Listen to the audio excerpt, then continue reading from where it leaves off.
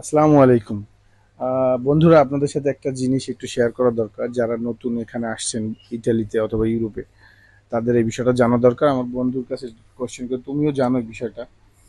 তুমি ওই যে রাস্তাঘাটে যে জুয়া খেলে, রাস্তাঘাটে যে মানুষের মানে টাকা হাতায় নিয়ে যায়, এই ব্যাপারটা তুমি একটু সবাইকে একটু সতর্ক করে দাও।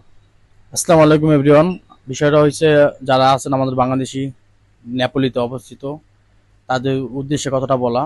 কারণ প্রতিনিয়ত আমরা দেখি অনেক বাংলাদেশি হয়তো প্রতারিত হইতেছে এই জুয়ার চক্র পরে। কারণ দিন শেষে দেখবেন, আপনি যত কাজ কাম করে টাকা পয়সা আনেন, তাদের একটা ফান্ডে আপনি পা দিয়ে ফেলেন। সেই ক্ষেত্রে কি হয়, তাদেরই একটা গ্রুপ থাকে, অনেক মানুষ থাকে, তারা 8 থেকে 10 জন মানুষ থাকে। তারা আপনাকে লোভ দিবে যে 50 টাকা ধর, 20 টাকা পাবি। কিন্তু দিন দেখবেন কি টাকাগুলো তাজা হাতি চলে যায় ওই রাস্তার আপনি সাইডে যাওয়ার রাস্তা কথা। সাইডে। কারণ আমার চোখের সামনে হয়তো এই ঘটনা একটা হয়েছে। আমি মানা করার পরও তারা আমার বলতেছে যে তুই বলস কি কি জন্য, তোর কি ওখানে হয়? কথা বলার সুযোগ নাই। কথা বলার কোনো সুযোগ নাই। যারা আছেন বাংলাদেশি ভাই ব্রাদাররা ইতালিতে, বিশেষ করে নেপোলিতে নতুন, তাদের উদ্দেশ্যে কথাটা বলা, এই জুয়ার চক্র ওখানে কেউ যায়েন না, আল্লাহর রাস্তে।